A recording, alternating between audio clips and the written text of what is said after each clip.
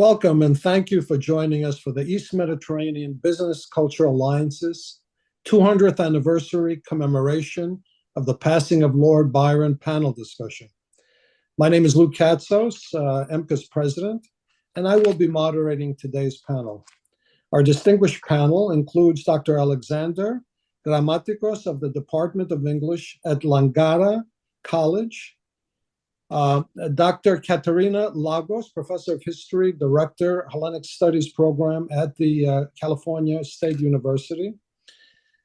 Professor and author, poet Nikos Alexiou, Professor of Sociology and Director of the Hellenic American Project, HOP, at Queens College. And Dr. Constantine Hadjidimitriou, Research Associate at St. John's College and former adjunct professor at City University.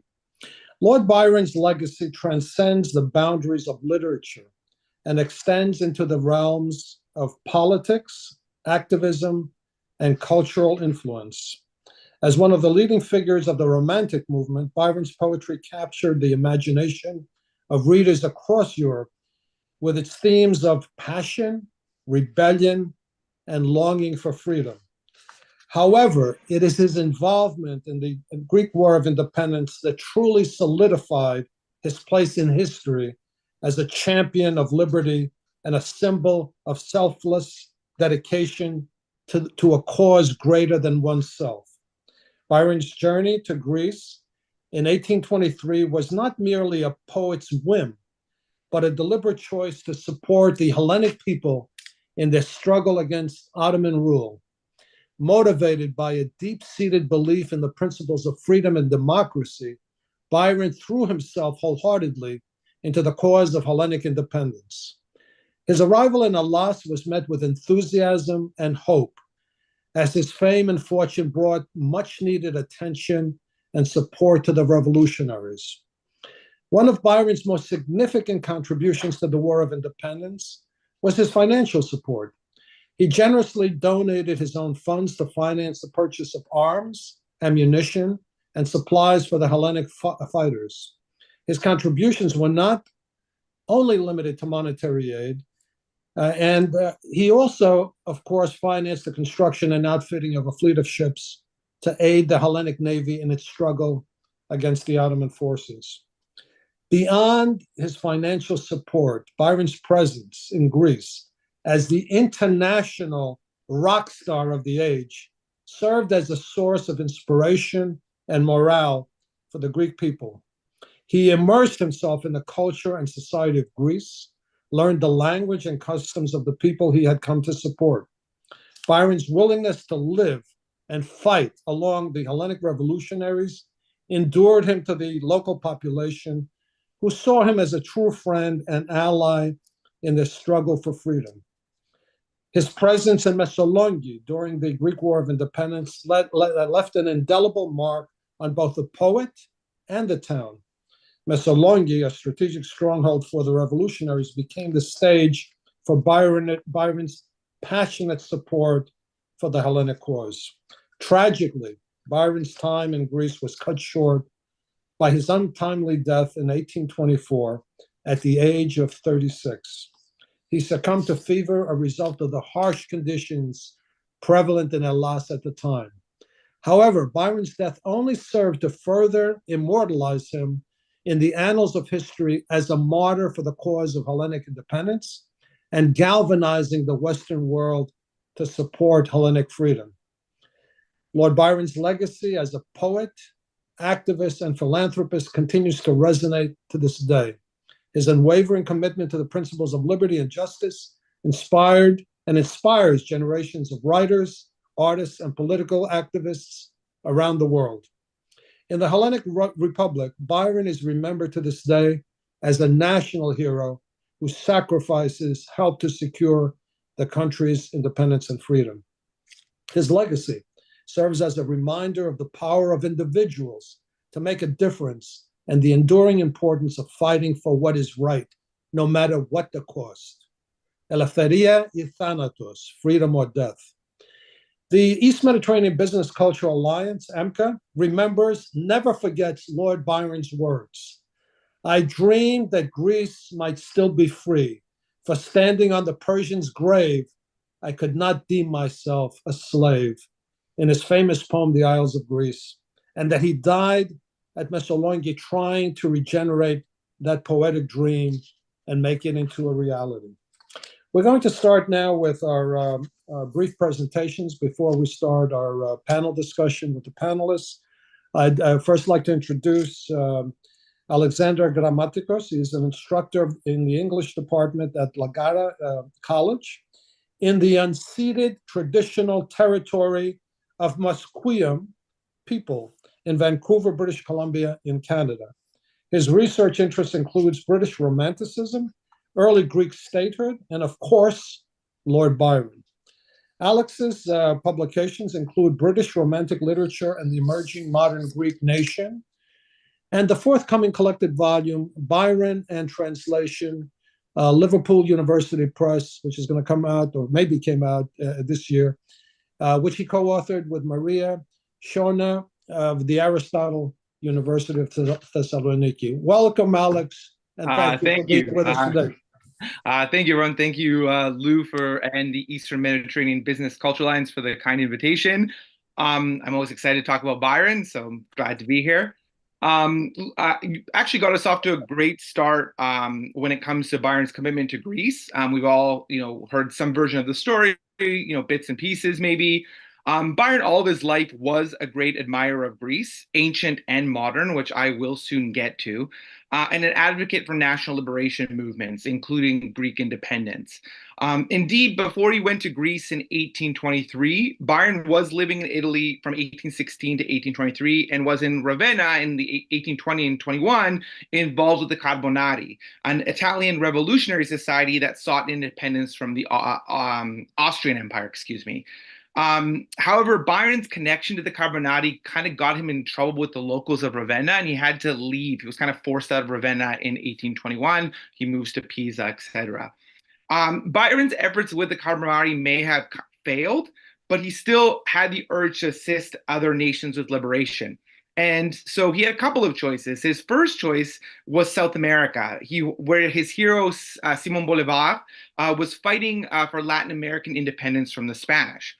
However, with the urging of the London Greek Committee, and especially his BFF, John Cam Hobhouse, Byron decided to go to Greece.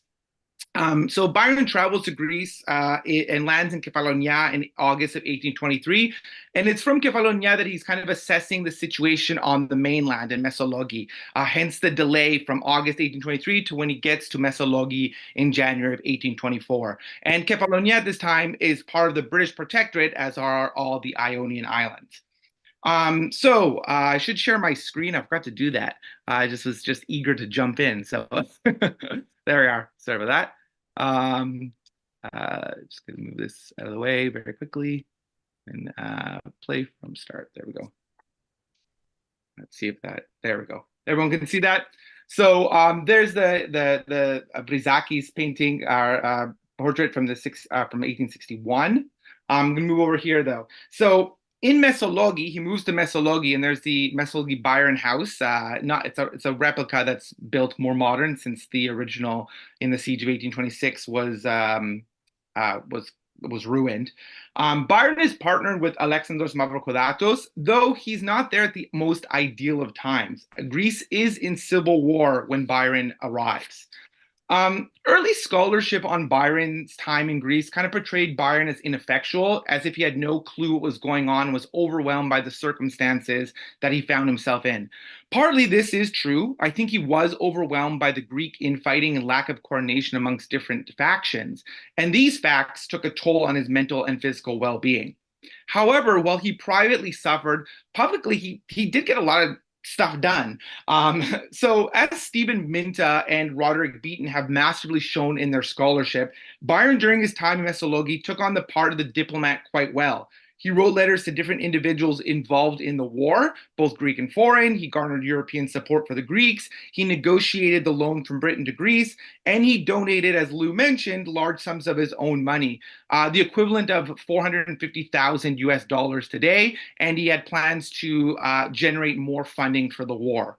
Byron was becoming a very good statesman during his time in Greece, seeing his poetical philosophies become political realities. But unfortunately, he died on April 19th, 1894, after contracting a bad flu during a particularly rainy season in Mesologi and being bled to death by his doctors who thought they were helping him by removing bad blood. Byron's legacy, of course, lives on. It's why we're here today. And I think the credit in large part does go to Alexandros Mavrokordatos, the leader of the provisional Greek government in 1824. So Mavrokordatos, for me, doesn't get enough credit for his role in the war sometimes, and I could talk about that at length, but I'm going to give you a short answer. The answer is because he's not Theodoros Kolokotronis. And one brilliant thing he did was immediately make Byron's death an event of public mourning in Greece and Europe. So upon Byron's death, Mavrokordatos issued a decree of the legislature in the Morning Chronicle newspaper that indicated, quote, a general mourning shall take place for 21 days, end quote, in observance of Byron's death, amongst other ordinances, including the closing of all public offices and shops, the cessation of all sorts of festivities and merriment for 3 days, and etc. So Mavrokordatos' immediate canonization of Byron established the ground for broader European support for Greek revolution, as well as linked Byron to Greek independence forevermore. On April 21st of now this year, coming to the present, Helena Smith published an article in The Guardian with a really appropriate title. It is, 2 centuries on, Greece loves Byron more than ever. And it's true. The relationship between Byron and Greece has been going strong for 200 years, his longest lasting relationship. Byron is in Greece and abroad considered a hero of the Greek Revolution, despite the fact that he didn't fight in any battles. He was planning to take part in the Battle of Lepanto, now Naupaktos. In the time I have remaining, I want to shift my focus a little bit to Byron's initial thoughts about Greek independence and why ultimately I think he dedicated himself to the Greek cause. In order to do so, we have to go back in time, even further than 1821, to Byron's first visit to the Ottoman Empire and Greece specifically from 1809 to 1811. So even on his first trip to Greece in 1809 to 1811, Byron was thinking about the condition of the Greeks and national liberation. His impression of the Greeks and the liberation, though, might be shocking for some of us. Byron didn't always use the most flattering language when it came to the modern Greeks or their potential freedom. For example, in his famous poem, Childe Harold's Pilgrimage, he unfavorably compares modern Greeks to the glorious ancient Greeks. And so here are a couple of statements. So in the poetic part of Childe Harold's Pilgrimage, he calls the modern Greeks scattered children. And he claims that they, quote, tremble beneath the scourge of Turkish hand, from birth till death enslaved, in word, in deed, unmanned. And in the prose notes to Childe Harold's Pilgrimage, he adds that, quote, the Greeks will never be independent, and God forbid they ever should be, but they may be subjects without slaves. Our colonies are not independent, but they are free and industrious, and such may Greece be hereafter. All right, we have some unpacking to do. All right, so these kinds of statements have been used by some scholars to demonstrate Byron's lack of belief in the potential for Greek liberation from the Ottoman Empire. And one maybe can see why. I do think, however, that we need to read these statements with a bit of nuance. As someone who has studied Byron for over 20 years now, there's one thing I've learned about him. He sometimes could be a bit of a jerk. More seriously, Byron could also be a little bit too rash with his judgments and about how he felt in certain moments, both good and bad, before later deciding that he didn't really feel that way or want to express himself in that way at all. I mean, who amongst us hasn't has said something or sent a text that we later regretted, right? Okay, so let's get back to the quotations I just read. In the first quotation, the poetic statements, Byron suggests that modern Greeks of the early 19th century don't compare to the ancient Greeks, as the contemporary people are enslaved by and even afraid of the Ottomans. What Byron presents here was a pretty common writerly trope of the early 19th century. Modern Greeks always paled in comparison to the ancient Greeks, a people who were beyond idealized in the lessons most upper-class European travelers would have had as schoolboys. And I do emphasize the schoolboys and that connection to the ancient past. I'd say that it's true that the modern Greeks could never match up with the image of ancient Greece that Byron was taught back in England. And that was part of Byron's point with comparison. Byron doesn't think that the modern Greeks' freedom is contingent upon being equal to the ancient Greeks. That would be ridiculous, I think. Instead, he compares modern and ancient Greeks in order to provide contemporary Greeks and himself a model of warriorship to which they should aspire so that they could become free. Indeed, a couple stanzas later in the same poem, Byron instructs the modern Greeks to bear arms like their ancient forebears. So here's the statement here at the top. Hereditary bondsmen, know ye not who would be free themselves must strike the blow? By their right arms the conquest must be wrought. Will Gaul or Muscovite redress ye? No. So for Byron, the Greeks must take up arms themselves if they want their freedom. They can't rely on Europeans like the Gauls, the French, or the Muscovites, the Russians. However, just as I say this, I do think back to the other quotation, the prose statement down here, I'd read earlier, which seems to contradict Byron's poetic statement, which encourages the Greeks to rise up on their own and take freedom for themselves. Is Byron really saying here that Greeks can't be free of the Ottomans without becoming a British colony? Surprisingly, yes. Without defending Byron's sentiment, I will say that he is, for a 23-year-old British lord, the very prospect of Greek liberation from the Ottoman Empire in 1810, 1811 seemed far off, which just makes the 1821 revolution all the more miraculous, I think. At this point in history, Byron could only conceive of a Greece free from Ottoman rule if it were to become a British protectorate, like the Ionian Islands themselves become in 1815. Byron's statement here also reveals to me at least two other things. A, he wasn't afraid to publish negative impressions about the Greeks, though this does not mean he didn't have a great affection for them too, as I'll soon discuss as a way to end this talk. And B, he wasn't always as savvy about Greek political affairs as he liked to pretend that he was. Also, I should add, in almost the same breath that he critiques the Greeks, he defends them. In fact, immediately following this statement about the Greeks never being independent, Byron attacks foreigners who call the Greeks ungrateful. He says, "For what are they to be grateful? Where is the human being that ever conferred a benefit on Greek or Greeks? They are to be grateful to the Turks for their fetters and the Franks for their broken promises and lying counsels. They are to be grateful to the artist who engraves their ruins and to the antiquary who carries them away, Lord Elgin, to the traveler whose janissary flogs them, and to the scribbler whose journal abuses them. This is the amount of their obligations to foreigners." Here, Byron defends the Greeks, whom he claims are treated unfairly by the Ottoman oppressors, as well as Europeans, the Franks, who act oppressively themselves. Childe Harold's Pilgrimage, poem and prose notes, is a fascinating document, not because it is a definitive guide to Byron and Greece, but because it reveals a young man coming to terms with Greece as a political entity in the early 19th century. I think cherry-picking quotations to prove Byron's anti-Greek or even pro-Greek sentiments is reductive and doesn't give us the full scope of what Byron experienced in Greece. Byron goes for a bit of an unfiltered feel with Childe Harold's Pilgrimage, that kind of writing from the heart, and honestly, this results in him sometimes getting things wrong. Byron's political commentary on this first trip to Greece provides a vital snapshot of where he thought Greece stood as a potential independent nation, but it doesn't quite answer why he came back in 1823.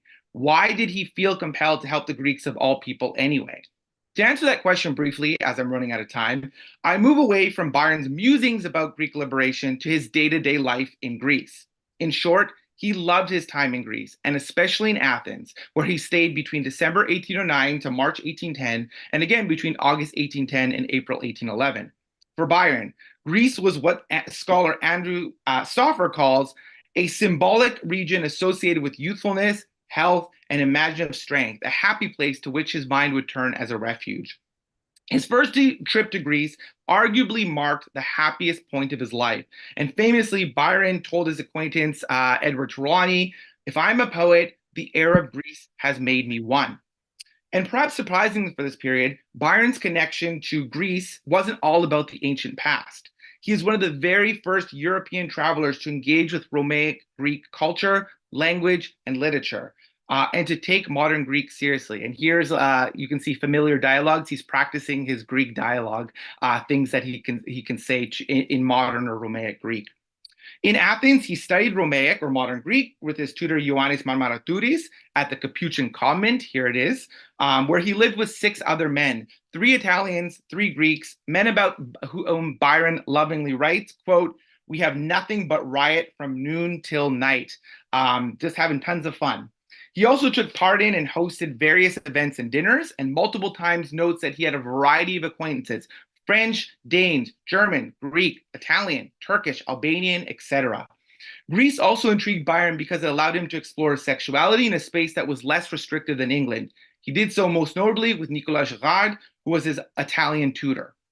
Even with a relatively small population of 10,000 people, Athens of the 1810s was for Byron an exciting cosmopolitan space, and it was here that Byron produced a lot of the work about which he was immensely proud, including Hints from Horace and Childe Harold's Pilgrimage, a work that literally made him a celebrity overnight. As Byron himself writes after publishing Childe Harold's Pilgrimage in March 1812, "I awoke to find myself famous." The writing he did during his time in Greece helped him achieve the fame as a poet that he had been seeking since he was 17 years old, and honestly, probably even earlier than that, knowing Byron. And the letters Byron writes home during his time in Athens are bursting with joy about his experiences with various people, places, and books. He was forever grateful to Greece for what it gave to him. And this, I would suggest, accounts in part for his choice to travel back in 1823 to assist in the Greek Revolution. And now, as by way of conclusion, we know the rest is history, as they say. And to this day, over 200 years later, the bond between Byron and Greece remains as strong as ever. When I'm in Athens, I am purposeful about visiting Byron to give my thanks. You know, I like to visit his statue just outside the National Gardens, created by Alexander Falguier in 1896. I also can't go to Athens without visiting the monument of Lysikrates on the now aptly named Odos Vironas, where Byron lived at the Capuchin convent. Convent is no longer there, but there's a plaque commemorating his stay. Byron also shows up to me unexpectedly when I'm there, whether it's on a magazine cover at a peripteral near you. Yes, of course, I bought the magazine, or most usually in the form of graffiti. The middle is in Theseo, and to the right is in Dimos Vironas, the suburb of Athens named after him. The city of Athens, not to mention other cities in Greece, including Mesologi, speak Byron's name and keep his spirit and legacy alive. And I have a feeling that for Byron, that he would have regarded that as the highest honor. Thank you. Alexander, thank you for that, and thank you for bringing up Childe Harold's Pilgrimage. I mean, he was a young man. It's kind of very difficult to think about Greek freedom when you're in the court of Ali Pasha. Okay, Absolutely. But you're right. That's what made him the superstar. You know, writing that particular book and becoming extremely famous. He was a very interesting individual, as you say, with positives and negatives. Absolutely. Thank you again for the presentation.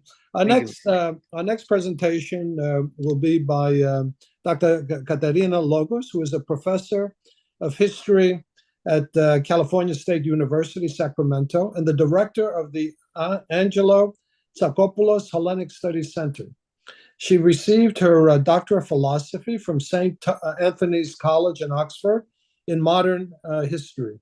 Her research focuses on the Metaxas dictatorship, minorities, and the interwar period. She has published several articles and book chapters on interwar Greece, minorities, and the Hellenic economy.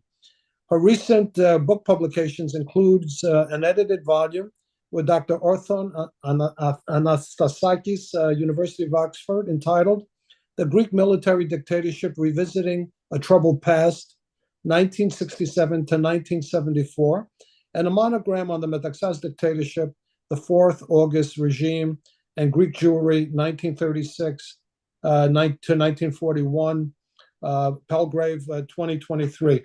Welcome, Katerina, and thank you for being with us today. Thank you, Louis, and thank you to the East Mediterranean Business Culture Alliance for inviting me to present today.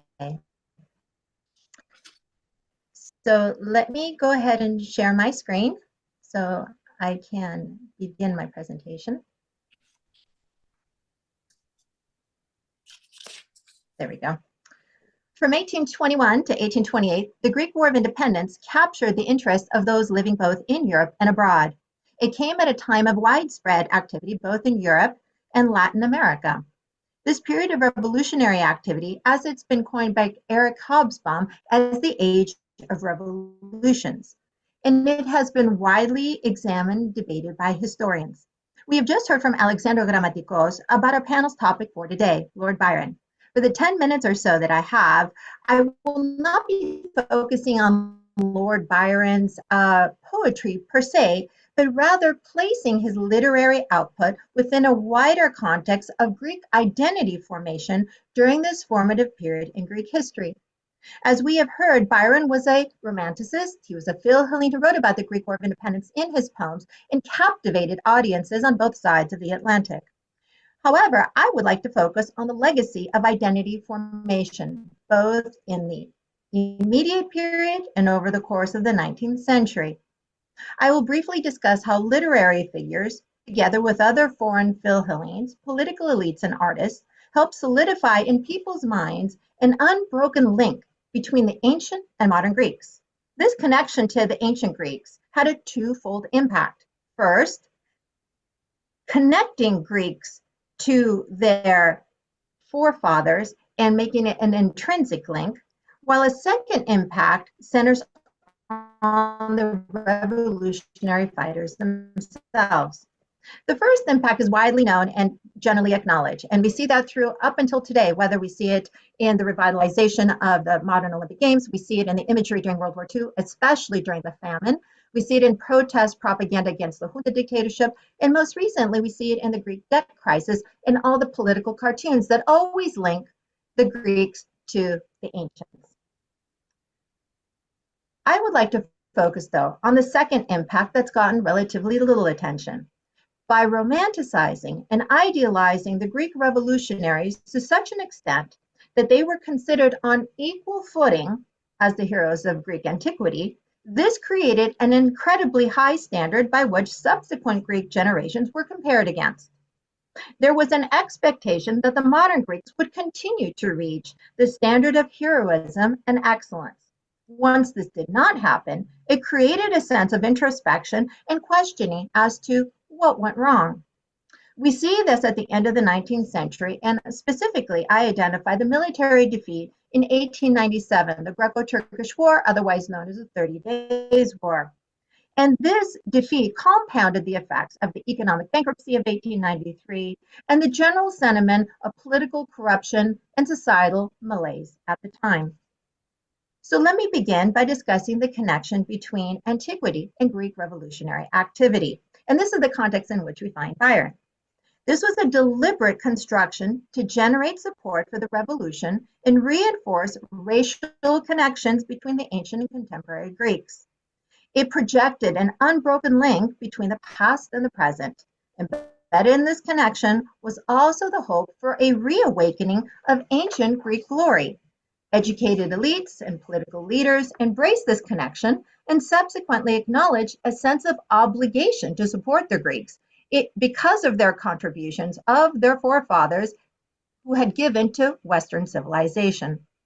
According to Paskalis Kitromilidis in his Introduction for Greek Revolution, a Critical Dictionary, which, on an aside, outstanding book, strongly recommend you all read it, he argues that, quote, the aspiration of national liberation and the affirmation of the national identity of the country, meaning the connection to antiquity that emerged from a revolution, made it intelligible to contemporary European thought.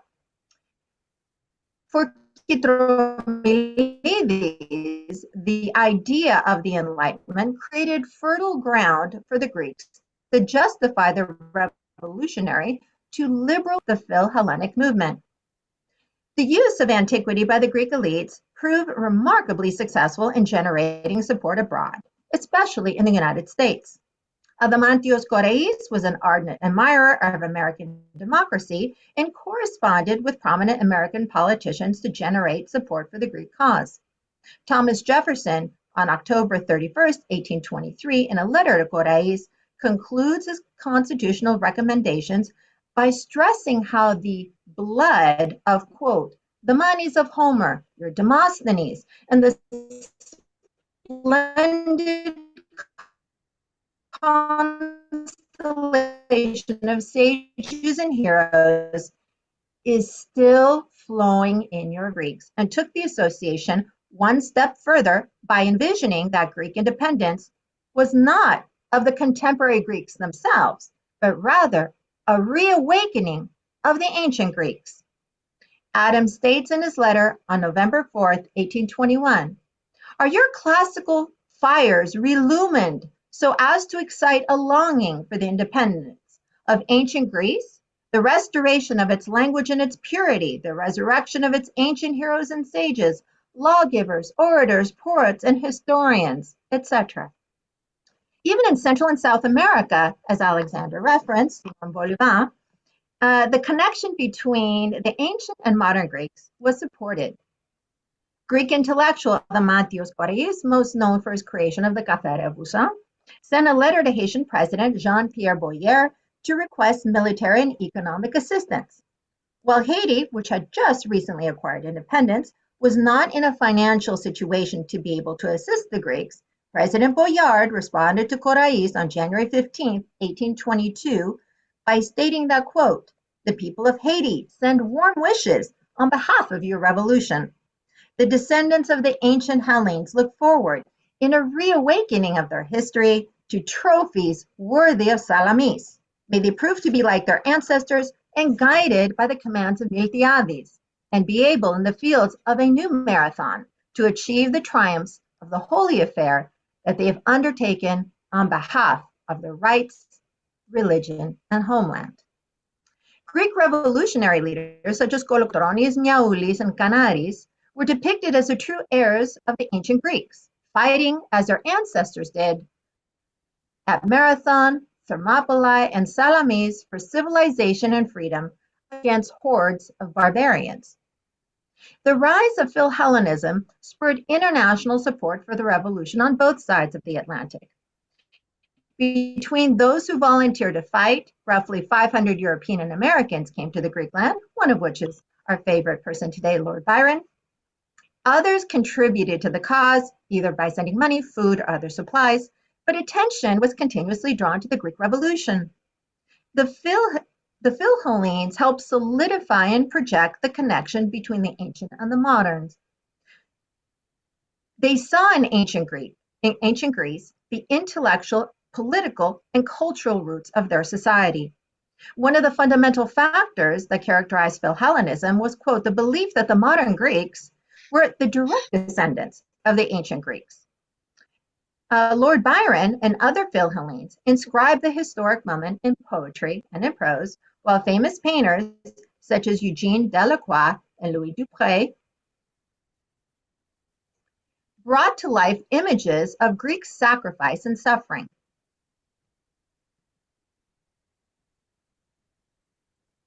In many of the background scenes, and here you have a painting from Johann Georg Christian Perlberg, as seen in these artistic depictions, you see it as a means for legitimizing the geographical and historical claims of the Greeks, and of demonstrating their diachronic continuity. Consequently, links between the ancient and the contemporary Greeks were reinforced and reprojected to a modern audience, all the while forging common bonds between the Greeks and the Europeans. Concurrently, literary writers in the Greek lands that are considered ethnically Greek but might not have been part of the first Greek state, were also producing poems that heralded the revolutionary activity.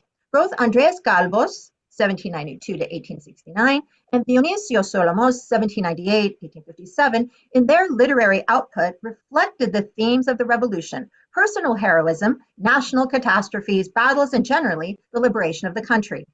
These poets, who were part of the Ionian school of literature and more generally part of the Romantic movement at the time, their poems celebrated the Greek.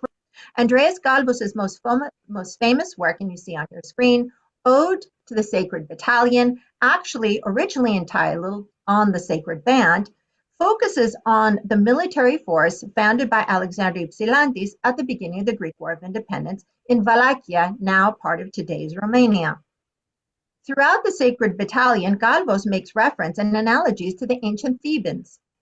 While both the military force of Ypsilantis against the Ottomans and the sacred band of the Thebans who fought against Philip II of Macedon in 338 BCE both lost, the importance of this poem is the connection made between past and present. Similarly, Dionysios Solomos, in his hymn to liberty, emphasizes and the land. And this is a common thing that we find throughout Greek literature in the 19th and 20th century. This poem became so emblematic of the Greek cause and heroism that two of the stanzas, and I have them in bold, become the Greek national anthem in 1864. Interestingly enough, Cyprus adopted it in 1966. Solomos also wrote a tribute to Lord Byron entitled Ode to the Death of Lord Byron. Here, Byron is recognized as Grecia's hero and thus part of the pantheon of revolutionary luminaries. Thus, both internationally and domestically, a bond was established between the Greeks of the past and those of the present.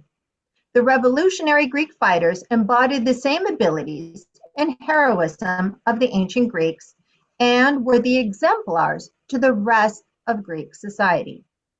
Now, this standard of behavior and ability proved to be a tall order for subsequent generations of Greeks. By the end of the 19th century, a combination of events would force Greek leaders, intellectuals, and others to question whether Greek society had declined from the period of the revolution. Looking for authenticity in Greek society, seeing the connections between those in the outskirts and the villages, Laographia of Palamas, and looking at the past was a big theme at the end of the 19th century. However, I see this most clearly in the 1890s, especially with the defeat of the Greeks in the Greco-Turkish War of 1897. Although the Greeks were outnumbered and had less advanced armaments than the Turks, their defeat struck a chord with the Greek population. This was the first substantive defeat for the Greek military since the revolution. As Thomas Gallant aptly pointed out in his Edinburgh History series, the humiliation of the 1897 war had other profound consequences for Greek society. Whether this was divine retribution for straying away from true Orthodox Christianity, a result of political corruption, or even general societal decline. All of these questions had a profound impact on Greek society, politics, and culture at the time. The Greeks of the 1890s had not the moral standard of the revolutionary forefathers. As a result, in less than 10 years, the Greek military would revolt as a way to clean house and usher badly needed reforms. In a way, the Woody revolt can be seen as an attempt to rehabilitate the military, regain its stature as a protector and defender of the Greek nation, and hopefully lead Greece back to more lofty heights of glory and heroism. Thank you very much. Katerina, thank you so much for that. It's a very interesting analysis of the ancients and the moderns of that period. But don't forget, we're talking when the revolution broke out. It was the post-Napoleonic era. No nation in Europe wanted to support the Greek cause. And really, where the support of the Greek cause came from the people themselves, and in particular, as we all know, from the various classics professors that were in the beginning in Germany, etc.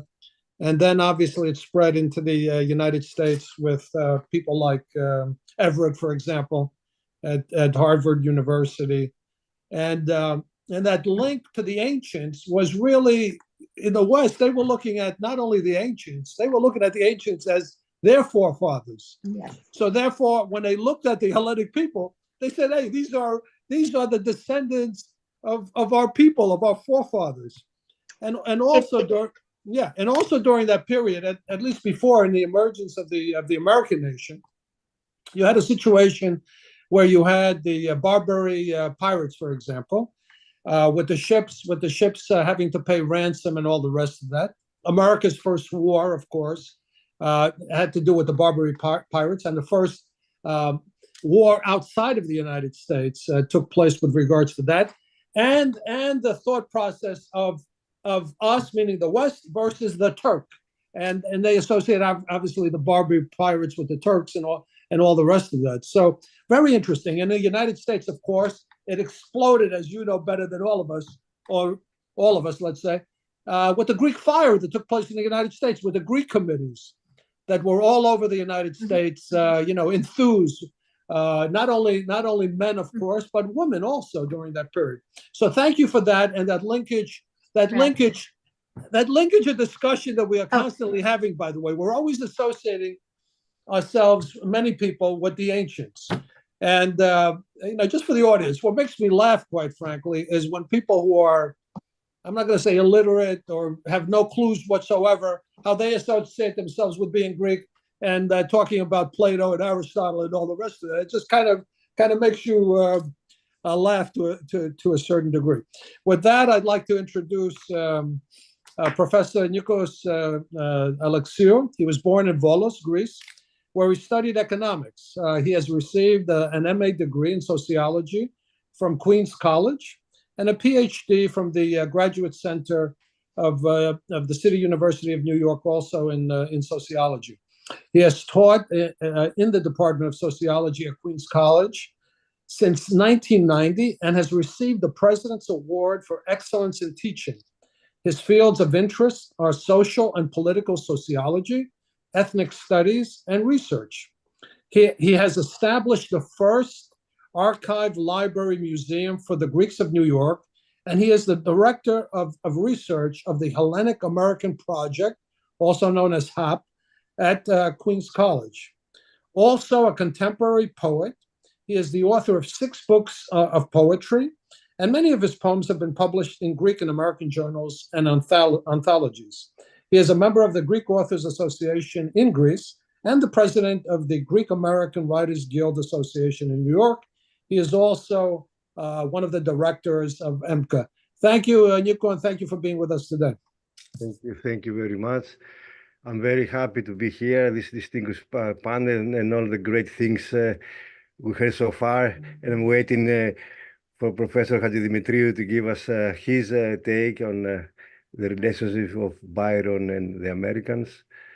Well, as you know, Lou, we discussed a lot of those themes already, the relation with antiquity, modernity, the marbles, remember, with Othon also, since you mentioned Othon before, Thanasakis.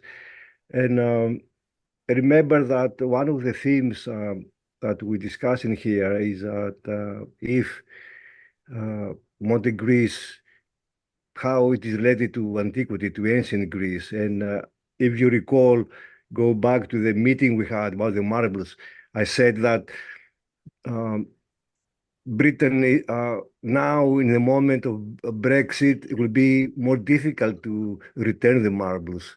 And we heard recently the British Minister of Culture saying that they can give or they can lend the marbles back to Greece only if Greece recognizes British ownership. So you see, this kleronomia, this tradition that we discussed already here by the 2 historians, how close is modern Greece to antiquity? It's a very complex issue, and we see that in Byron's poem. Let's share our screen. Konstantinos might help us. Constantine, you have the presentation. Should I share it for you? Because Yes. you're trying to. Nico, you want Costa to bring it up? Yeah, that would be great. Yeah. Okay. Costa, can you set it up? And while he's setting it up, Nico, don't forget. Oh, there it goes. You got it. Go ahead. Yeah, let's go to the. And I chose what you mentioned before, the Ides of Greece, because all those themes that we mentioned so far are there. Of course, it's a very powerful poem, a tribute to the rich cultural heritage and a strong spirit of the Greek people. And as far as concerned the historical context, he composed that before the revolution. And you see the vision that usually great poets have. In 1899, in 1819, when Greece was, it was before the outbreak of the Greek Revolution. And of course, it is a reflection of Byron's deep admiration for the history, mythology, and the ongoing struggle for independence. It was published in 24, the same year that he died in Missolonghi. In the next one, Kosa will see a general structure of the poem, the 14 stanzas, the 8 lines, the iambic parameter, a special technique, very difficult to compose, but for Byron, unique style, vivid imagery, personification, allusions to Greek mythology, historical events to evoke a sense of grandeur and nostalgia, rhetorical questions, especially when he questions the foreign factor, which is still an issue 200 years later. In the next one, we'll see some of the themes and motives, the cultural achievements of ancient Greece, from philosophy, literature, military prowess, and democratic ideals. He's very pessimistic to some extent, but in here we see his sadness, lamenting the decline of Greek civilization, but expresses hope. Something that we're going to discuss in our panel today, I hope. The poem serves as a rallying cry for the Greek people to reclaim their freedom and restore the nation's former glory. Byron urges the Greeks to draw inspiration from the heroic ancestors and the sacrifices of past revolutionaries. Of course, he brings the issues about the environment, about the physical landscape and nature, which is a crucial issue in our days also. The natural beauty of Greek islands, the landscapes is vividly depicted, symbolizing the enduring spirit of the nation. Byron's descriptions of the sea, the mountains, the ruins evoke a sense of timelessness and continuity, and eternal continuity, and the interconnectedness of Greece past and present, as very well said before.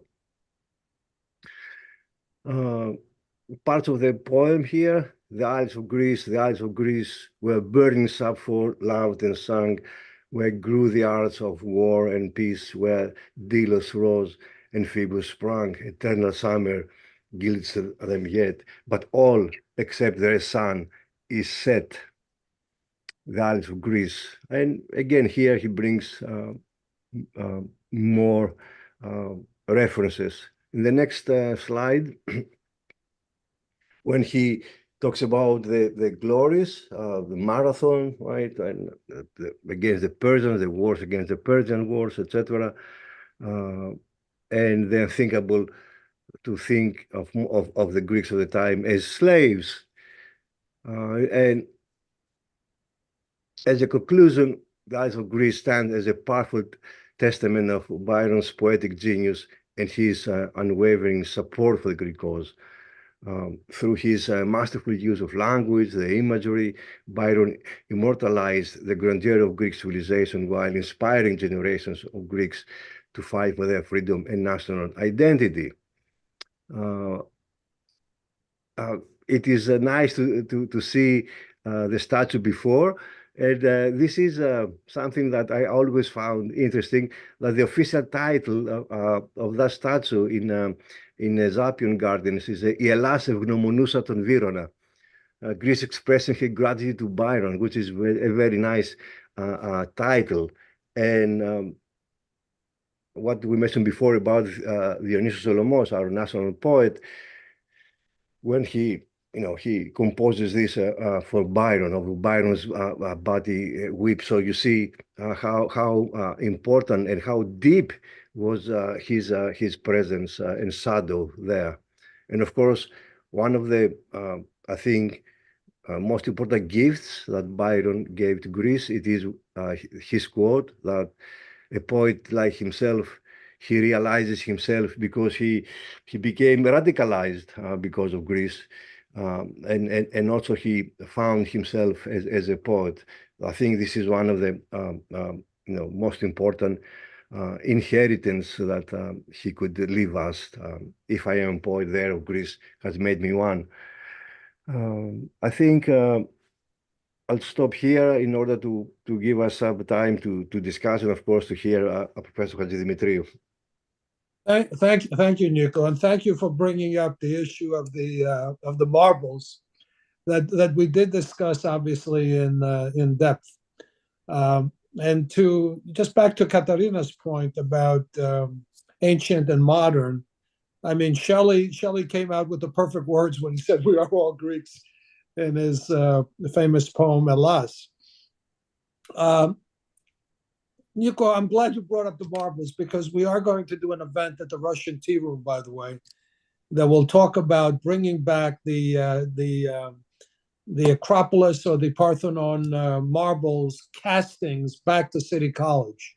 So we'll discuss that separately. We're also going to have the concert, the Hellenic Grammatikos Harlem Blues concert again. The fourth concert. Anyway, with that, our next panelist is a good friend. All of us are good friends, obviously. Dr. Constantine Hadjidimitriou holds a doctorate in Byzantine, Ottoman, and modern Greek history from Columbia University. He is a Grammaticos fellow. He was a Grammaticos fellow at the American School of Classical Studies in Athens, and as a matter of fact, they had their anniversary recently. And their gala in New York a few weeks ago, and it was a fantastic event. And he is also he was an educational counselor at the U.S. Consulate and a professor at Anatolia College in Thessaloniki. He is currently the managing editor of the American Journal of Contemporary Hellenic Issues and the Journal of Modern Hellenism, and also a research associate at St. John's University. Among his very numerous publications are included things like his book Founded on Freedom and Virtue, documents illustrating the impact in the United States of the Greek War of Independence, which was used in the exhibit The Greek Revolution Through American Eyes by Stockton State University, and various publications on the impact and importance of American philanthropy during the war, and the so-called orphans brought to the United States. He is currently working on expanding those previous studies to produce a book on the American Philhellenes in Greece. Welcome, Constantine Costa, and thank you for being with us today. Thank you, Lou, for inviting me. And I'm going to be the odd man out. I prepared a PowerPoint, but I had difficulty with inserting visuals because I know people like visuals. My son usually does these technical things for me, but he is not here because of the holiday weekend. So I'm not going to share a PowerPoint. I have it here in front of me. And I have to say that when Lou invited me to participate in this panel, the first thing I said to him is, I haven't done any work on Byron. Byron is not really a focus of research that I've done. I've done work on the American Philhellenes and America and the Greek Revolution. So I said, well, if it's all right and appropriate, I'll deal with Byron from that point of view. So he came to me about 3 weeks ago, and this represents approximately 3 weeks of part-time research on Byron the subject. I can't say that I've even read one of his poems from beginning to end. It's not one of my interests. I call it, the title of my PowerPoint would be Some Preliminary Observations on Lord Byron and Americans during and after the Greek Revolution. What was surprising to me, and this is the second time that Katsos has stimulated me to do research on something that I feel has not been researched before, and that I made some discoveries. The first time was on Williams, the African American hero during the Greek Revolution, and now something similar has come up. You be the judge once I discuss my content.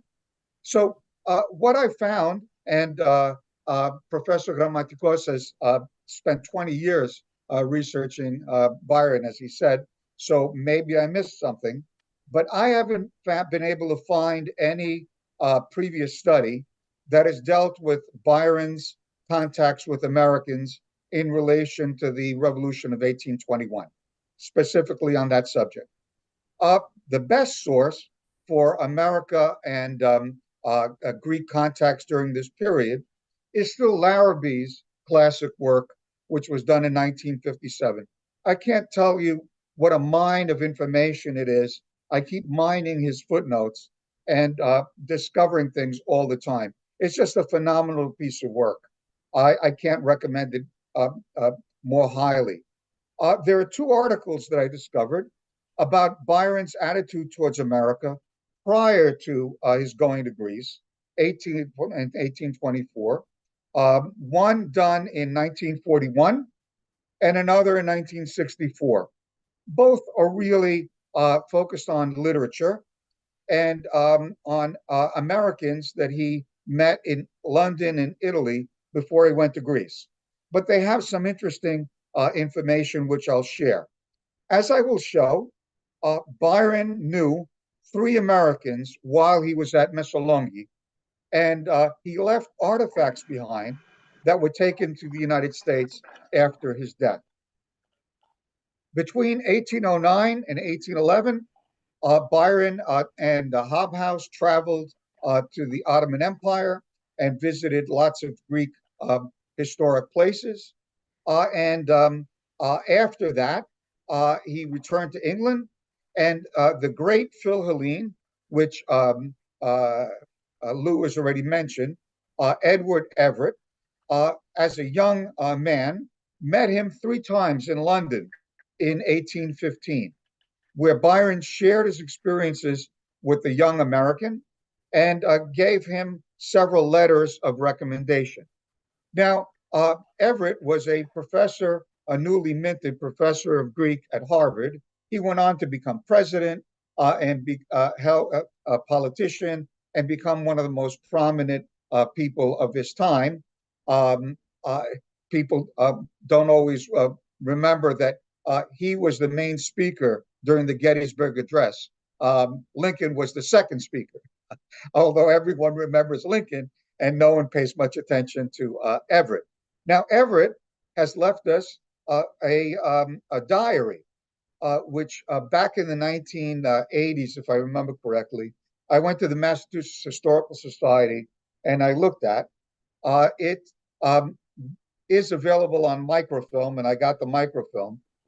It's surprising to me that it's never been published in English. There is a Greek translation. And it's quite good, the translation, which lots of annotations, which I have.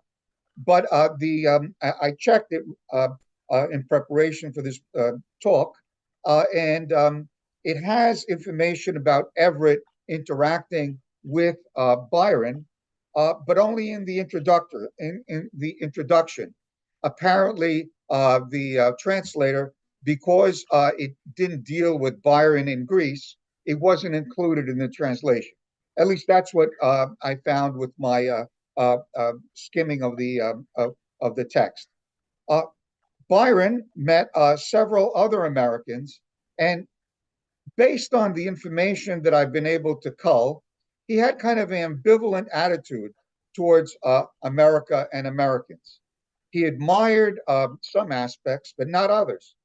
However, on the whole, he was always welcoming to Americans, even though he thought them somewhat coarse, and always bragging about their country and their freedom and so on and so forth. He was also very fond of the works of Washington Irving. And I found it surprising, maybe Professor Grammatikos can enlighten me, why he, in everything that I've looked at, he never refers to William Cullen Bryant. Now, William Cullen Bryant, of course, is the great poet in America who wrote many poems with Greek themes, and a contemporary. So you would think that he would mention him, but maybe he didn't like his poetry. I don't know. But he never mentions William Cullen Bryant, but he was very much pro Washington Irving. And I'll tell you an anecdote about it if I have time. And he also was very impressed that his poetry was appreciated in the United States, and that he was admired. And I think Lou mentioned this before, that he was a rock star of his time. He's like Taylor Swift today. You know, people kind of followed him and wanted to know everything about him, although he was also quite notorious because of his sexual exploits, divorce, and various other things about him. At the same time, he seriously contemplated taking a trip to the United States. And it's interesting that when he lived in Italy, I found a specific reference to his visiting the USS Constitution and the USS Ontario. The Constitution, of course, is famous for its involvement in the Greek Revolution. When he was in Leghorn, and he was honored by the captain and the crew. And he saw an edition when he was there of his poems on the ship that was published in New York, and this greatly pleased him.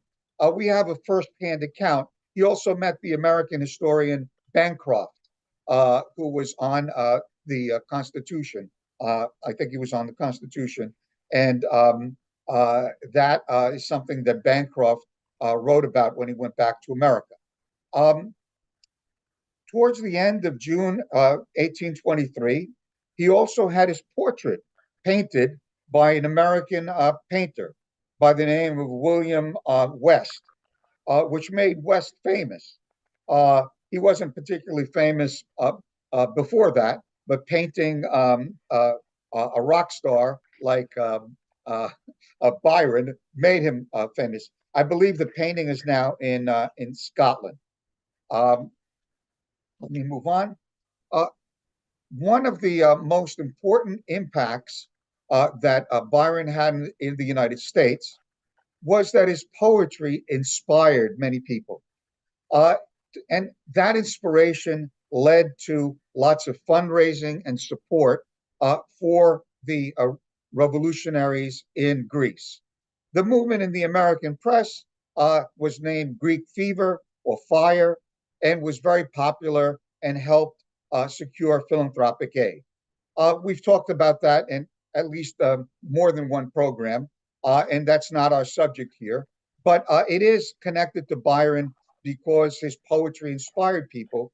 In fact, in one rare instance, we know that a military aid, a frigate named Hope or Hellas, became the pride of the Greek Navy, and it's the only military aid directly sent to Greece from the United States. The ship and the aid was built privately, and the US government looked the other way and allowed the ship to be sailed with an American crew to Greece. All three of the greatest American Philhellenes who actually went to Greece record that they were inspired by Byron's poetry. So there's a direct relationship between these American Philhellenes, who I'll talk about in a moment, and Byron. Byron arrived in Greece at Missolonghi on January 5th, 1824. He died died there on April 19th, 3 months later. Beaton calls it in his book, The 100 Days.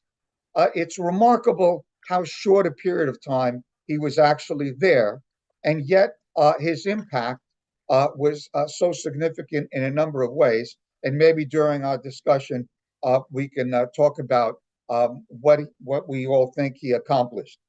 The three American Philhellenes that we know the most about were also at Missolonghi.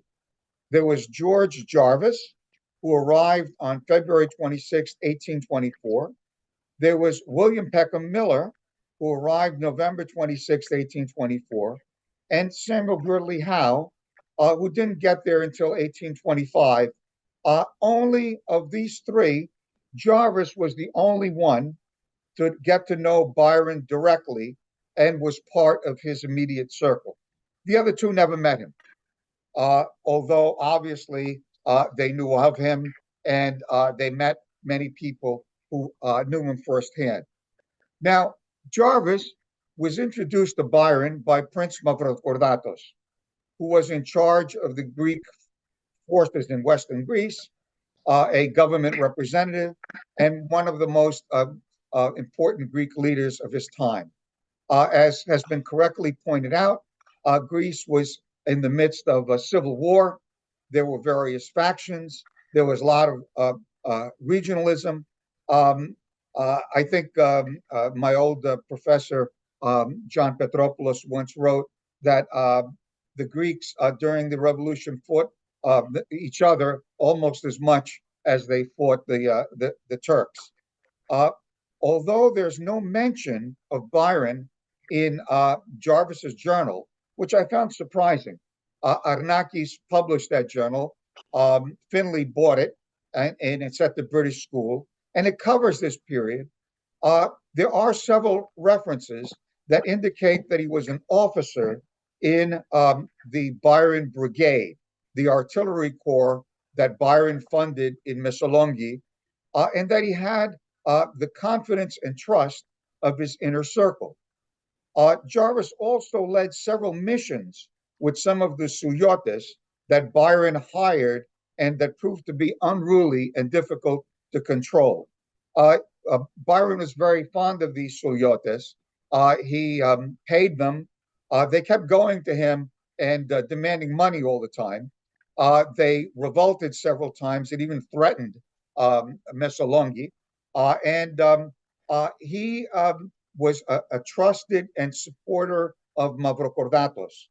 So he is closely identified with the faction of Mavrokordatos and what my old professor would say, the heterochtones, as opposed to the local Greeks that were more home spun at the time. After Byron's death and the departure of many of the Greek leaders of the brigade, Jarvis was left in sole command of the brigade in Missolonghi and its armaments. He also assisted in making sure that Byron's personal effects were secured. We have several documents that we don't, there's nothing in his diary, and I have to go and check archival sources to make sure that something didn't escape Professor Arnakis. But there are several documents which indicate this, and he's alluded to in the sources of others at the time, a part of Byron's inner circle. And his title was Adjunct General and Commissary of Fortifications. These documents appear in several places, and Arnakis collected them together and appended them to the journal that he published in the 1960s. Now, what I think no one else has talked about, and this again, Lou, you stimulated me a second time. I found stray references in Arnakis and in in Larrabee, and some other places, to a African American being in Messalongi at this time. These references don't give a source, and they're very vague. So I was intrigued by them because of the Williams connection, and people who haven't done their research properly even identify this African American with Williams. And even though Miller tells us that he came to Greece with Cochrane, which is a totally different time, they connected with Williams. Clearly, it was not Williams. And I read in the sources, and I haven't completed reading all the sources. Like I told you, this is 3 weeks of part-time research. But I got lucky, and I found where this reference comes from. And it's a fairly detailed source and a very solid source, ladies and gentlemen. And I'm going to write about it. I'm going to write an article on this topic in general, since no one has written on Americans and Byron during the Greek Revolution that I'm aware of. So the reference indicates, and it's a surprising reference, and I'm curious to see what you'll all make of it. This African American was a slave in Byron's household in Messalongi. I had never read or thought that Byron kept slaves. Now, the slave trade was done away, I think, in 1819 in England. I'm not sure whether it was still legal at this time to own slaves, but of course he was operating outside of England, and he clearly owned this African American who called him master. And Byron specifically says that he liked him to be called that. And he was nicknamed, I guess, we don't know his real name, Blackie, and he functioned as Byron's groom, which my understanding is he took care of his horses. And it relates to Byron's illness, as I discovered from finding a reference to a groom in another source. We also know that Byron included Blackie's family as part of the slaves that he owned. This is the story that's related in the source. Apparently, this African American discovered some African ladies in Messalongi. It's unclear as to whether, I think they had been liberated from the Turks. They were definitely not American. But he took them under his wing. And the source says because of the racial connection. And people were starving, and it was the living conditions in Messalongi at this time, 1824, were really harsh and difficult. So he put them up in a building across from Byron's residence, where he also lived. And he took food from the household of Byron and fed them and maintained them. Well, the source that I got this from let Byron know about this. And Byron said, well, have him come and speak to me about this. No one gave him permission to do this. And I want him to come at 10 o'clock tonight to talk to me about this. So according to the source, Blackie, trembling, came before Byron and the eyewitness, and he fully expected to be punished. And this, ladies and gentlemen, which is fascinating, is the story is related to illustrate Byron's good nature and benevolence. It's it's related. Remember now, this is the 19th century, early 19th century. So this was viewed as kindness on the part of the great Lord Byron. After he questioned the African American, he says, "Bring out my ledger book." And he tells the person who was present, and he relates to the African American. I want it recorded in my ledger that in addition to you, doesn't say in addition to you because that's understood. He says, you're taking care of these women. And the implication was that they were his paramours, that he was having sexual relations with them. And Byron says, if any children result from this liaison, I am going to have them recorded as my slaves also. So they will be taken care of and maintained. Fascinating. You don't think of Byron this way, and you don't think of circumstances this way, but I think this is a solid piece of evidence, and I understand that from a reference that I found, that Byron's account books were published at some point. So I have it on my list of things to do, to check them and see if any of this is recorded, because I'd like to be able to authenticate the reference. But the other piece of information that's related is that when Lord Byron died, his groom survived him, and he returned to England, where he eventually died. Now, I don't know if all of this is new to all of you, but it was new to me, and I found it fascinating. The other reference that I found from a entirely different source relates to Byron's final illness. It's pretty clear, as Professor Grammatikos said, that he died from catching a cold. He went out riding, and there was, conditions were really difficult in Greece at the time. People were dying left and right.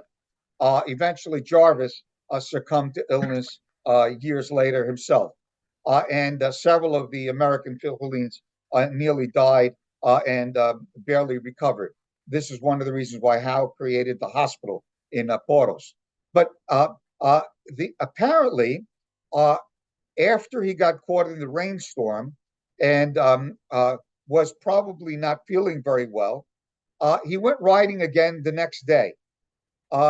And he got angry, the source says, at his groom because his groom failed to change the saddle that was used the day before, that was soaked and wet. So it added to his, presumably illness.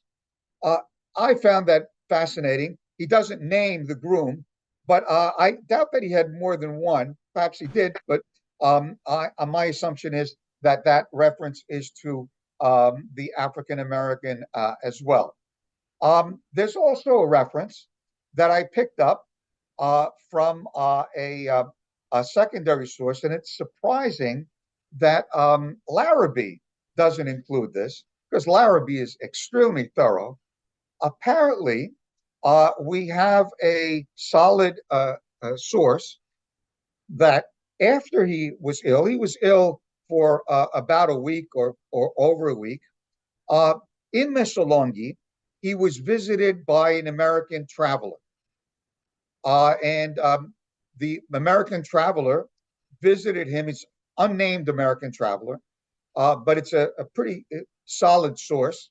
That unnamed American traveler read, and this is it connects to what I said previously. He wanted a work of Washington Irving's read to him, and the American traveler had that work with him, and he delighted in hearing him read it. and that American traveler visited him more than once. So the only American that we know of that was almost certainly with Byron when he died, because Jarvis was away. He had gone to Salona because there were discussions about a conference that Mavrokordatos and Byron were scheduled to attend.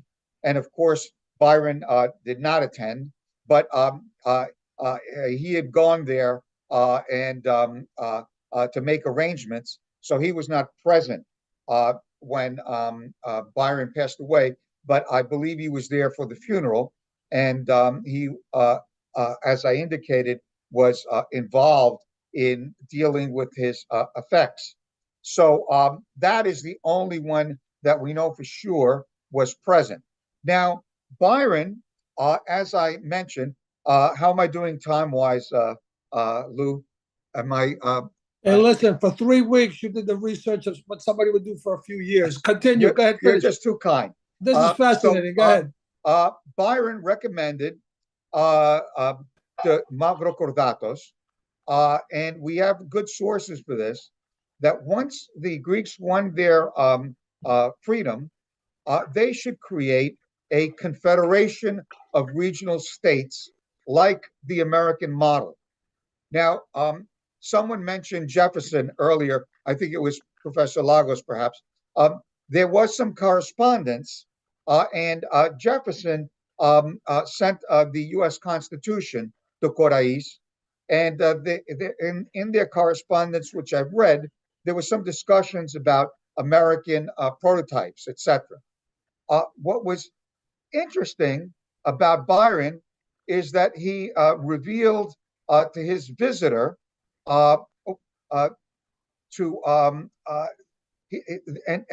this is what he's quoted as saying while he was in Messaloniki from a first-hand source. He says a lot about America.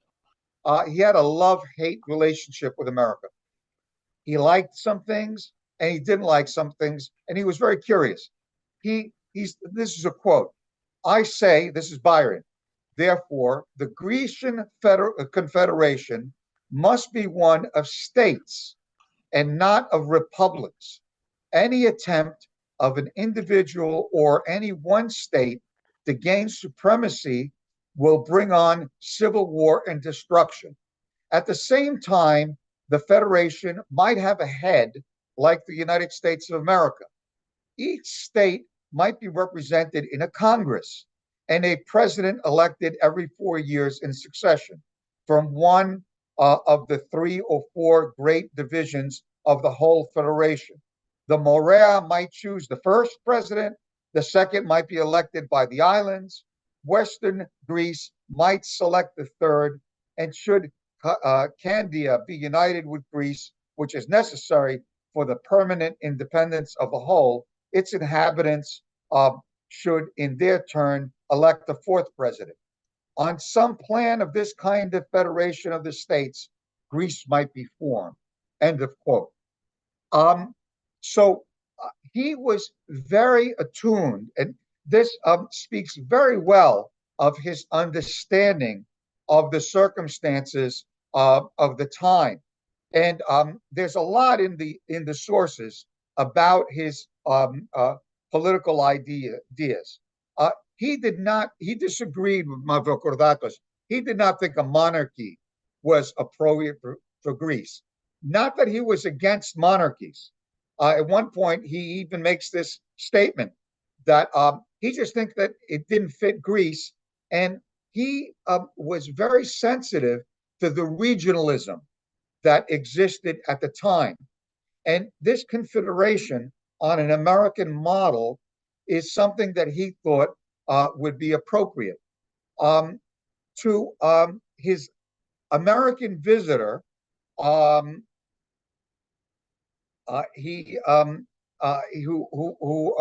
went to see him, he said the following. Let me find it. Here it is. He is related And this is, again, firsthand information. Later, this is a quote from the source. Byron revealed to this visitor that he wanted to visit the United States for 5 reasons. I want to see Irving. I want to see your stupendous scenery. I want to go to Washington's grave. I want to see the classic form of living freedom, and I want to get your government to recognize Greece as an independent nation. End of quote. Elsewhere, and I found multiple references to this. He wanted to go to the United States and see whether he could convince the American government to recognize Greece. At one point, he said he wanted to pay for building a ship or chartering a ship, and he said, if I can't go, I'll send Finley, the historian, to go and convince the Americans that they should recognize the free Greece. The final section is even though Miller and Howe, the great Philhellenes, did not meet Byron, they had a connection to him in a very interesting way. Byron had 3 special helmets with his crest made for him in Italy. And he, one of these was considered what they called Homeric. It is also well documented that while he was in Greece, he was an avid collector of all kinds of military weapons. There are these descriptions of his room, and he had all of these weapons and swords and other paraphernalia, and he had a military uniform made for himself, etc. So he was very fond, and he had a sword. So the American connection relates to Byron's sword and relates to one of these helmets. The best current evidence indicates that he gave one of his swords and probably a helmet to his Greek page from the Morea, Lukas Kalandritsanos. It is known that Byron fell in love with this young lad and took him to Messaloniki from the Ionian Islands. And he was with him when he died. And before he died, apparently it appears that he gave the sword and probably the helmet. The sword we know for sure. The helmet seems likely to Lukas.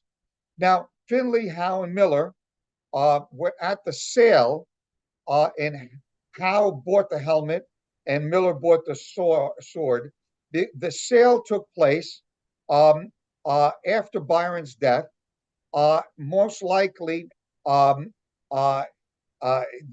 effects of Lukas. He died during the siege of Athens, and they were taken in 1826, 1827 to Poros by the British consul. And I have not found so far any direct reference in Howe's writings or Miller or Finley about the sale. But as I said, I'm still at the beginning stages of mining the sources to see if I could find a direct reference. There is a reference from Miller and the subsequent part of the story that indicates, and there's an article by one of Howe's descendants that was published in the 90s that makes this scenario look likely. Also in the 90s, that great friend of mine and the most eminent scholar of everything Greek American, Steve Frangos, wrote about Byron's sword. So Miller took the sword of Byron back to the United States with him, most likely in 1828. Miller settled in Vermont, And sometime after this, he loaned the Byron's sword to a Greek refugee from Chios named Christophoros Kastanis, who was traveling the United States giving lectures. Now, Kastanis took the sword back with him when he returned to Greece. Now, Kastanis has written a book about his experiences in the United States. Makes no mention of Byron's sword, which I found interesting. I suspect that he makes no mention of the sword because he took it.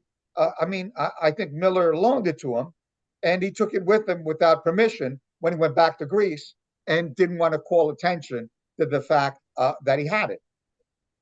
In 1853, Sarah Arms Miller Keith and her husband, one of I think she was Miller's daughter, traveled to Greece to get the sword back, to recover it.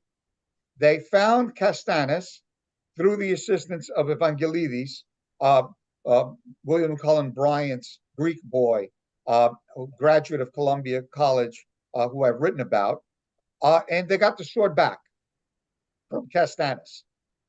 When the Keiths were in Athens, they showed the sword to Finley, who identified it as Byron's, and told them that it had been given to Lukas, and that he had been at the sale in Poros when Miller bought it. So that's how we know that who was at who had it and where it was purchased. The sword was returned to Vermont and willed to the Vermont Historical Society after the death of Miller's relatives and family, and that's where it remains today. It's on my list of things to do, to go to Vermont and take a look at it. I think Steve Frangos told me that he saw it and it's still there. The helmet, and I'm almost done. Howe took Byron's helmet with him to Boston. It was kept in the hallway of his home throughout his life, and that of his wife, Julia Ward Howe, almost as famous as her husband. She's more famous right now. Oh, yeah. Battle Hymn of the Republic. It passed first to his son and finally to his daughter, Maud Howe Elliott, who lived in Newport, Rhode Island. In 1926, Maud consulted with her sisters and remembered that her mother, Julia, always wanted the helmet to be returned to Greece. She resolved to travel there and return it so he could join the other artifacts from Byron that were exhibited in the Ethnological Museum in Athens. In 1927, Mrs. Elliott published a charming little book about her journey to Greece and the return of the helmet to the museum. It really is very interesting. I highly recommend that if you're interested in reading, it really gives a portrait of Greece right after the catastrophe, something else that I've written about and that is another interest of mine. She also relates that when they were children, they played with the helmet, and that one of her sisters, who had a small head, apparently she comments that Byron had a small head, took a photograph. She uses another term because photographs were not done at the time. The technology was different, of her wearing it. That'd be interesting to find that photograph. She does not mention that her family or Howe ever exhibited it for all of the years, and it's almost 100 years before it was returned, or over 100 years, back to Greece. It is my understanding that this Byron helmet is part of the permanent exhibit at this Athens museum today. It is a worthy example of how the Howe's family was devoted to Greece, and that this devotion spanned generations. Thank you for your kind attention, ladies and gentlemen. Thank you, Costa, for that. Scenario. There's a lot of things to chew on. I will say just a couple of things. Julia Ward Howe right now is much more well known, certainly in the United States, than Samuel Gridley Howe, who was extremely well known during the 19th century. I mean, he was like extremely famous, including, of course, for being an abolitionist, and including for helping fund John Brown and all types of things. But right now, Julia Ward Howe, who is one of the founders of the women's suffrage movement, is eons ahead of Samuel Gridley, at least, except for, of course, the Hellenic historians who study Samuel Gridley Howe. I will say that the link to Jarvis is fascinating, and a lot of research. I think you will be doing research on that particular thing. In terms of the African slave or African American slave or what have you, there were, in fact, I could be wrong, and Alexander, correct me if I'm wrong. By the way, everybody, just unmute yourself because we're just having an open discussion. Alexander, correct me if I'm wrong, but I think there was a painting actually that depicted someone who was black. No. Was there or no? There is no contemporary painting.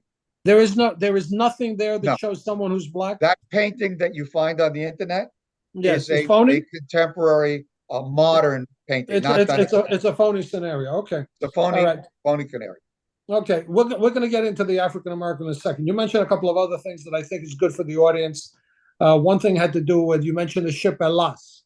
Okay, this was a huge scandal in the United States because Greeks went, obviously, got money, donations, etc., to build these two ships that they were going to bring back and use as part of the Hellenic fleet.